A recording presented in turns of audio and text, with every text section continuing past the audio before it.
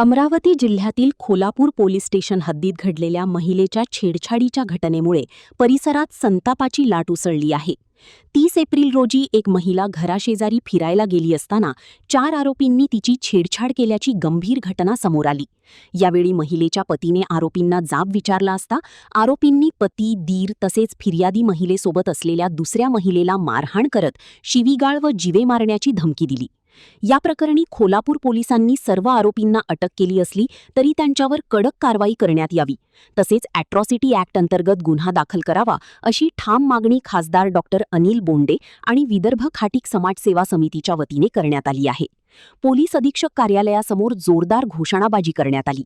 याच प्रकरणात खा. बोंडे यांनी पोलीस अधीक्षक निकेतन कदम यांची भेट घेऊन कडक कारवाईचे निर्देश देण्यात आले. यावेळी सुधीर लसनकर, राजाभाऊ लोईटे, अशोक पारडे, सुरेश वानखडी यांच्यासह खाटीक समाजातील अनेक बांधव मोठ्या संख्येने उपस्थित होते.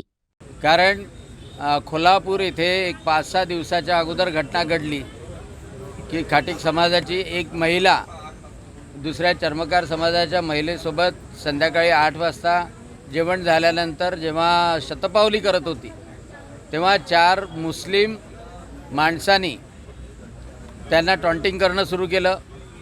त्यांनी हटकलं तेव्हा त्यांच्या शरीराला हात लावला आणि त्यांनी जेव्हा नवऱ्याला फोन केला, नवरा आणि बाकीचे लोक धावत आल्यानंतर ते मुस्लिम समाजातले 4ही जण आक्रमक झाले. त्यांनी विटांनी दगडांनी मारा सुरू केला. त्या महिलेला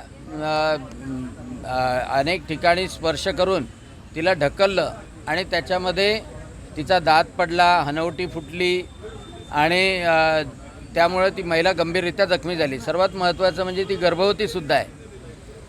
आणि त्यानंतर पोलिसांनी 2 आरोपीला अटक केली, नंतर ॲट्रॉसिटी लावली, उर्वरित 2 आरोपीलाही अटक केली.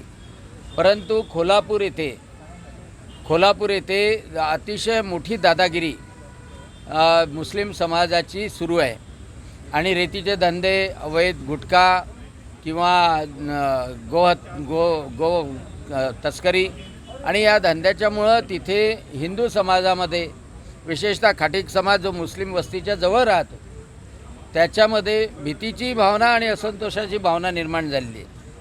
खरं म्हणजे त्या खाटीक समाजाच्या लोकांनी ठरवलं असतं तर तिथे दंगलसुद्धा झाली असती. परंतु ते शांततेने त्यांनी प्रतिकार केला आणि पोलीस स्टेशनमध्ये रिपोर्ट दिला. आज सगळे खाटीक समाजातले अमरावती जिल्ह्यातले बांधव आणि महिला पण आहेत त्या एकत्र झाल्या आणि आता पोलीस अधीक्षकांना आम्ही भेटलो आणि पोलीस अधीक्षकांनी म्हणजे सगळ्यांचं आमचं समाधान झालं की पोलीस अधीक्षकांनी त्याच्यावर कडक कारवाई करण्यात येईल, तिथे पेट्रोलिंग करण्यात येईल आणि कोणत्याही महिलेला किंवा कोणत्याही पुरुषाला कुठे अवैध धंदे असेल किंवा कुठे जर अन्याय होत असेल, अत्याचार होत असेल तर स्वतःचा त्यांनी व्हॉट्सॲप नंबर दिला की त्या व्हॉट्सॲप नंबरवर तुम्ही फोटो काढून ताबडतोब पाठवा, माहिती पाठवा, त्यावर ताबडतोब कारवाई केल्या जाईल. आणि पहिल्यांदा पोलीस अधीक्षक निकेतन कदम यांनी लोकाभिमुख काम केल्याचं जाणवलं. त्यासोबतच बेनोडा इथल्या दलित समाजाच्या मुलीचे व्हिडिओ एका मुस्लिम युवकांनी व्हायरल केले, ते प्रकरणसुद्धा सांगितलं. आणि तसंच एक घाटलाडकी जवळच्या बेलमंडळी इथे आदिवासी मुलीला फूस लावून नेलं आणि त्या मुलीचं एवढं ब्रेन वॉश केलं की ती मुलगीच आपल्या वडिलाला खावटी मागायला लागली आणि धर्मांतरण करण्याचा प्रयत्न केला. आणि त्यामध्ये शफीक सौदागर घाटलाडकीचा, त्याचप्रमाणे मोर्शीचे 1-2 मुस्लिम वकील आणि त्या नूर कॉलनीमधले बाकीचे मुस्लिम लोक असे सगळेजण मिळून संघटितपणे त्या मुलीचं धर्मांतर करण्याचा जो कट कारस्थान रचलं त्या संदर्भातही निवेदन देण्यात आलं. आणि दलित आणि मुस्लिम आणि आदिवासी समाजाच्या मुलींना विशेषतः टार्गेट करून त्यांचं धर्मांतर करायचं, लैंगिक शोषण करायचं, त्यांच्यासाठी कोणी आवाज उठवणार नाही ही तजवीज करायची अशी मोडस ऑपरेंडी अमरावतीमध्ये जी सुरू झालेली आहे ती बंद करण्याची विनंती आम्ही पोलीस अधीक्षकांना केली.